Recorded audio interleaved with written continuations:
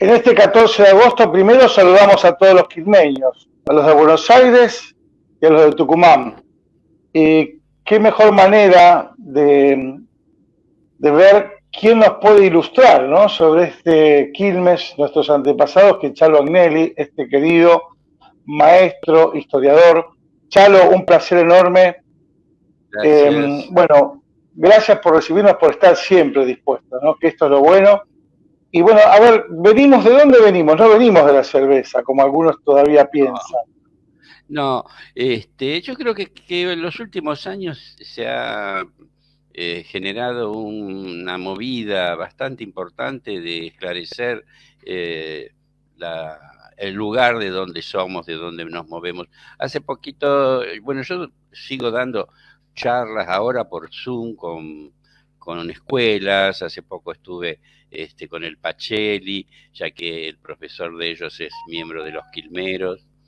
Y veo que los chicos saben, se informan, ¿no? Aparte fue una charla muy linda porque como es virtual, las clases de historia estaban en sus casas y las mamás también participaban de la clase, ¿no? Interesadas en esto de nuestra historia.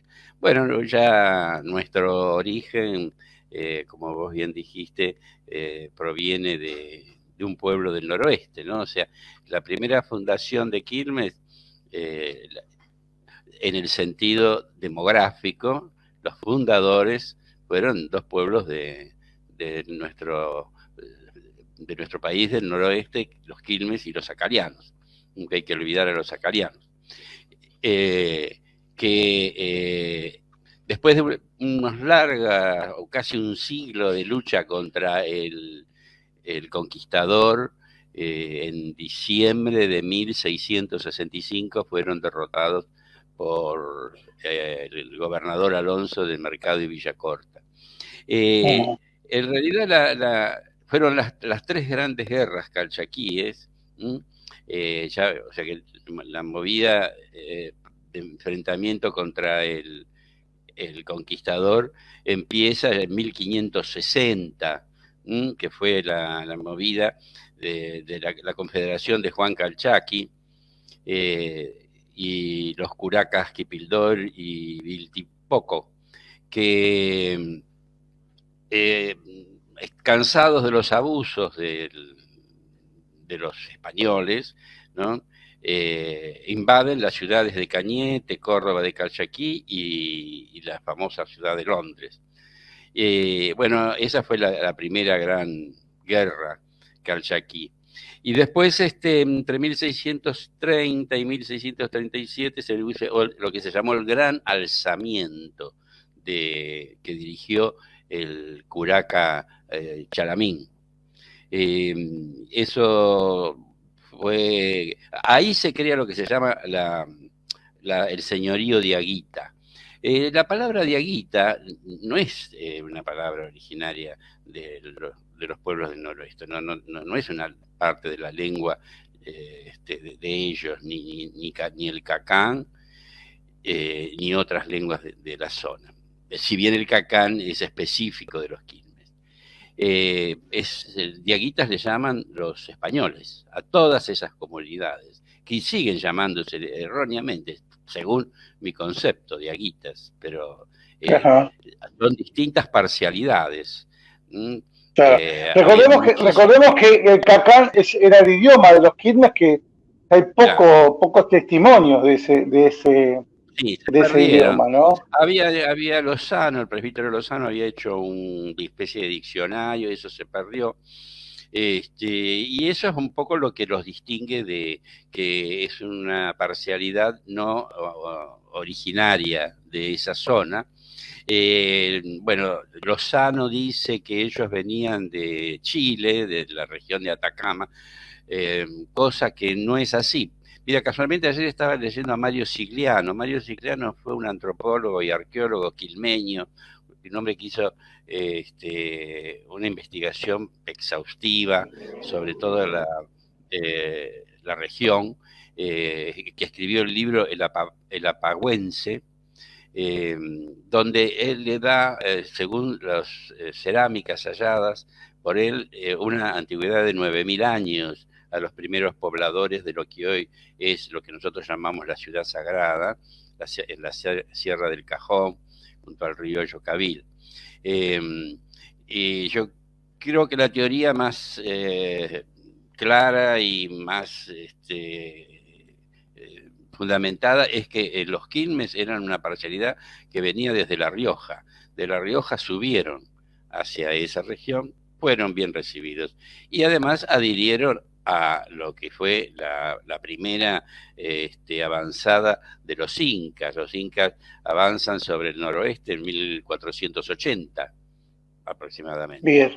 O sea que, bien, cuando vos decís, sí, vos decís que en 1565, bueno, fueron derrotados. Así es. Pero bueno, yo no sé que a mí la palabra la palabra derrotado no me gusta, y discúlpame, ¿no? Sí. Porque dejo una puerta abierta, una ventana abierta, porque muchos se quedaron, no se entregaron, ¿no? No se rindieron, se escondieron. Bravo. Sí, fue muy bravo. Bueno, pero claro, y ellos son los que luego vuelven a esas tierras. Vamos a recordar que ellos vivían en esas tierras, fueron despojadas, hoy todavía están reclamando la titularidad de esas tierras. Pero bueno, ahí se crea la exaltación de la Santa Cruz, ¿no? Esta reducción. Venimos de un pueblo esclavo, podríamos decirse así, cuando se instalan acá en esta zona. Sí, sí, era una esclavitud, una especie de esclavitud. Si bien tenían prebendas distintas que otras reducciones, la reducción de la Santa Cruz de los Quilmes era la segunda reducción. Estaba la de Varadero, que había creado hernandarias con parcialidades menguá o cuerandíes. Esa fue la primera reducción. O sea que Quilmes es la segunda población en la provincia de Buenos Aires y la única que tiene el nombre, la toponimia de un pueblo originario, la misma toponimia que un pueblo originario. Hay muchas ciudades y pueblos que tienen nombres aborígenes, ¿no? Pero no la toponimia como tenemos nosotros. O sea que nos dieron toponimia y gentilicio, porque... Oye, ¿cómo fueron esos primeros años? ¿Cómo fueron esos primeros años de los Quilmes acá?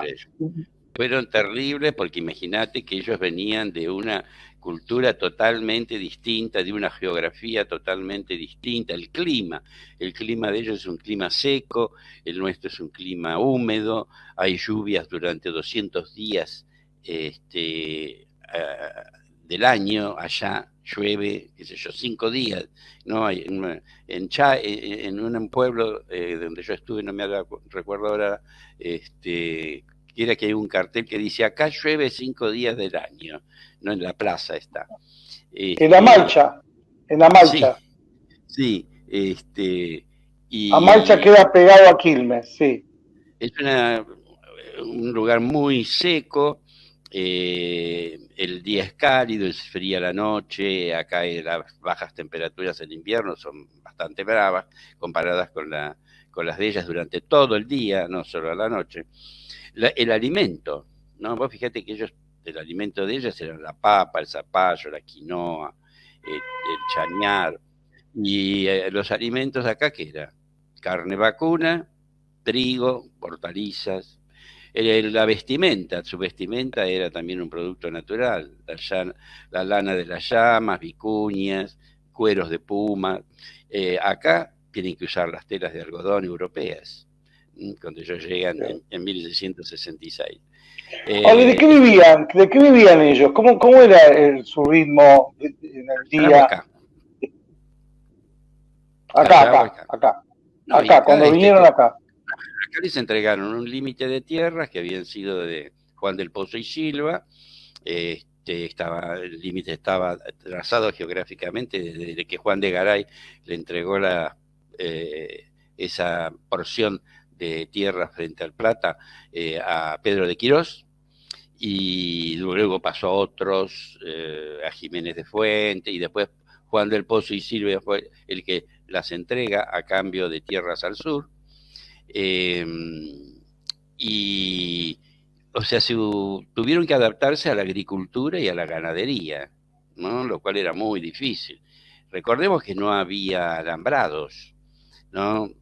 Hay en el Archivo General de la Nación hay algunos documentos que muestran las peleas que tenían con los terratenientes de los alrededores porque dejaban su ganado, sobre todo los gaetes que tuvieron varios entredichos con los quilmes y denuncias que hicieron los quilmes porque ellos hacían pastar a su ganado precisamente en las plantaciones de los Quilmes. Ahora, Chalo, pasaron 150 años, en 1812 el triunvirato considera al pueblo libre, y ahí ocurrió otro hecho, que vuelven a despojarse las tierras, ¿no? Esto lo resaltabas vos hace poco en Radio Quilmes. Sí, ¿Cómo sí, fue eso? Esa fue la segunda, esa fue una intención con la excusa de que tenían que ser pueblos libres, que tenían que ser, aunarse al el nuevo sistema libertario que generó la gesta emancipadora. Entonces había que hacer desaparecer todo lo que eran instituciones coloniales. Pero no tuvieron en cuenta que estas tierras eran una encomienda real. Esto no era una encomienda como cualquiera de las otras encomiendas, como la de Varadero o las del noroeste. Esta era una encomienda real, que fue una preventa especial que le dieron a los Quilmes. El encomendero de los Quilmes era el rey, ¿no? El tributo lo debían pagar directamente al rey, no había un encomendero. Juan del Pozo y Silva no fue encomendero de los Quilmes. O sea que ese fue el segundo expolio. Primero les quitaron las tierras de allá, como vos decís, ¿no? Que todavía están discutiendo y peleando por la recuperación de esas tierras. Y después les quitaron las de acá. Si bien a los que habitaban tenían su propiedad y residían en la zona, los respetaron, ¿no? Hay un documento de don Luis Otamendi que señala, y está publicado en mi blog, en qué lugar permanecieron ellos, qué porciones o manzanas o chacras conservaron, algunos de ellos. Pero toda la propiedad, todo lo que había sido la reducción, el territorio de la reducción, le pertenecía a ellos, ¿no? Y sin embargo, Santiago de Rivas, que es el cura encomendero en ese momento, ya en 1806 empieza a hacer un tratado con Liniers para hacer que estas tierras subdividir y venderse. O trabajarlas también los blancos, porque no solamente, y los españoles, no fueran solo propiedad de los Quilmes o de sus descendientes. Chalo, me quedaría escuchándote todo el día, pero bueno, lamentablemente no podemos. Pero quiero resaltar que, bueno, vos, en tu blog, El Quilmero, ahí tenemos muchísimas historias. Y con respecto a los libros, ¿qué es lo que recomendás vos si alguien quiere profundizar en la historia de Quilmes? Mira, los libros últimos nosotros que hemos hecho los Quilmeros, la agrupación nuestra, que son los tres últimos que sacamos, en todos hay alguna nota sobre los Quilmes. En el último, Mónica Cereda, en el último somos 14 autores, todos siempre escribimos sobre Quilmes. En el primero, bueno, está el tema de las tres guerras calchaquíes, y después que fue el que se hizo en el 2016, y en el último que hicimos el año pasado, que todavía nunca se pudo presentar, 14 miradas, que se trata el tema de las injusticias que te dije recién. Mónica Cereda escribió un artículo sobre las injusticias que se cometieron con los Quilmes, ¿no? Avasallando sus derechos, ¿no? Hay un artículo también sobre que escrito por Alejandro Re en el primero de nuestros libros, que es sobre los acarianos, que nunca se tuvieron en cuenta. Y después yo he publicado también sobre Isabel Payamay, ¿no? La figura de esa Casica y de otras mujeres que se han levantado, han reclamado sus derechos que les correspondían por su prerrogativa de ser una encomienda real.